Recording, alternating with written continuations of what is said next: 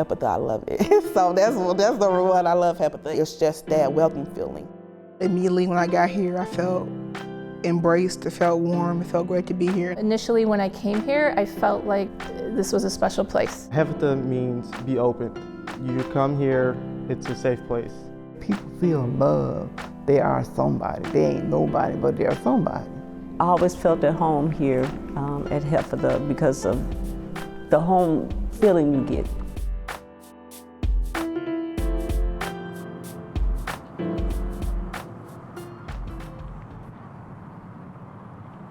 I'm a nurse, and obviously I'm the parish nurse at Hepatha now. But from 2008 to 2017, I worked as a school nurse at Hopkins Lloyd School, which is just 3 blocks down the street and is a partner here.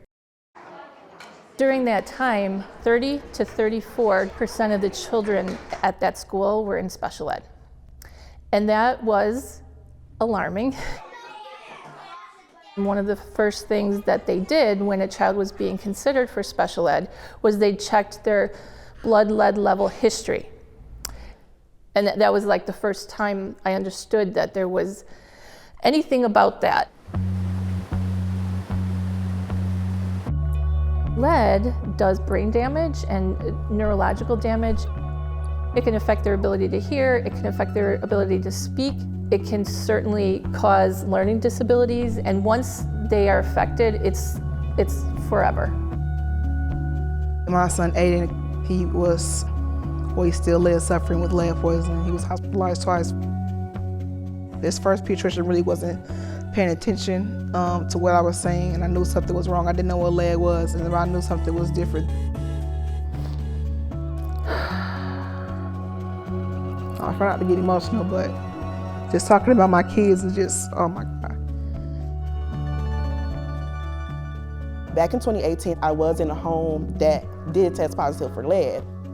Back then, I didn't really know too much about lead. I didn't know that, when you're pregnant, that it can get into your bones.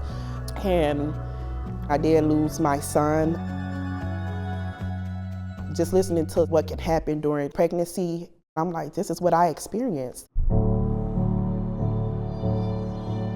The census tract showed that 30% of the children in this area were affected by lead. And in Milwaukee, 100 babies die before their first birthday each year. There's a lot of reasons why babies don't live to their first birthday, but lead poisoning can have a part of that. Also, if you are African American, you're 3 times more likely to have issues during your pregnancy. This should not be happening. We knew that there was something that needed to be done about it.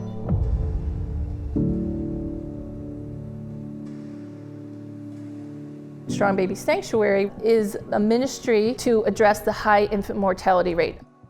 Our program is really about making sure that families have what they need and supporting them with resources.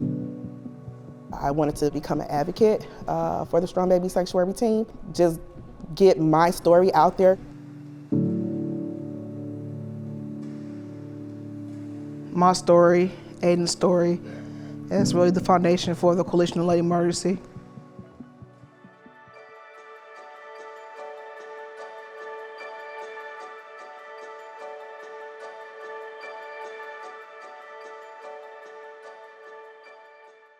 This is the picture where we baptize all our newborns and any member who joined Hepatha in lead-free water.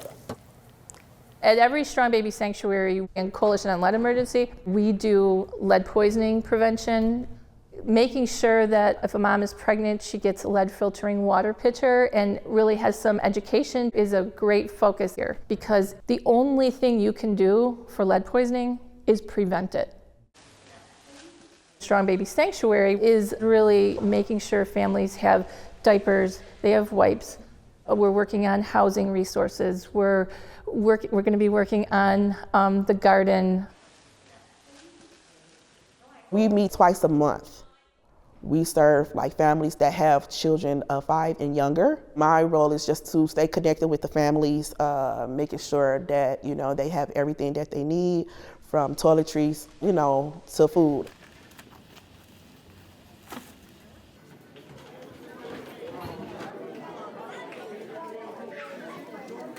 USDA did a study, and they found that children who were hungry absorbed lead 5 times faster than children who were full. We work here in a food desert, and children are most certainly affected. How can we make sure, like, at least while they're here, they're getting some of those foods that they really need? We give the families pantry bags at the end of each session.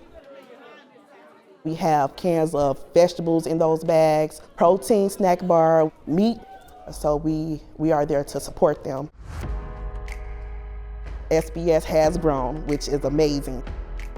We're serving over 400 children. I do have a great relationship with every parent, and I am honored and I thank God for that. We want outside these doors for sure, and as far into the community as we can reach. Awareness is growing. When the vice president came to Milwaukee, she wanted to hear our story.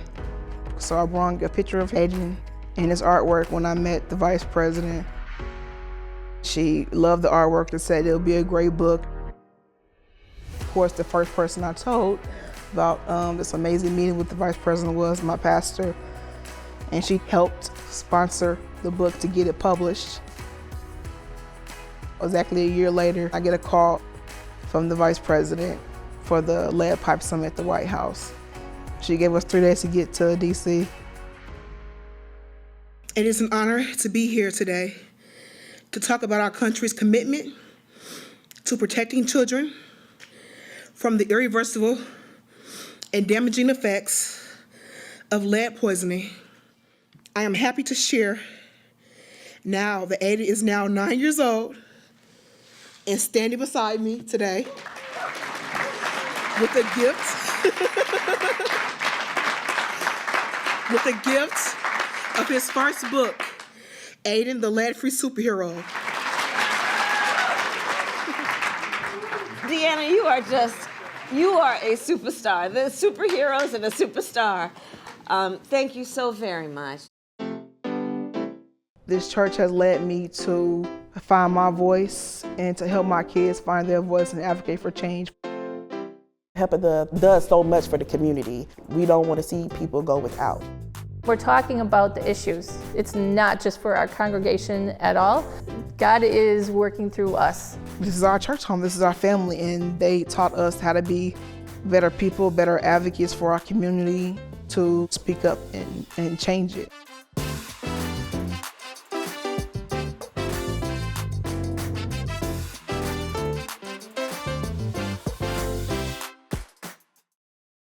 HEPA's ministries demonstrate that the overlapping causes of poverty can be met by the overlapping grace of the gospel.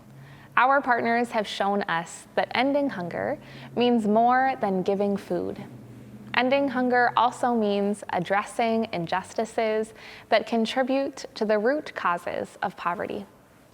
Persecution of migrants around the world is a driver of global poverty, particularly for minoritized communities, those facing gendered persecution, and survivors of environmental disasters. The ELCA's response to such intersecting injustices is the Amparo strategy, accompanying migrants with protection, advocacy, representation, and opportunities.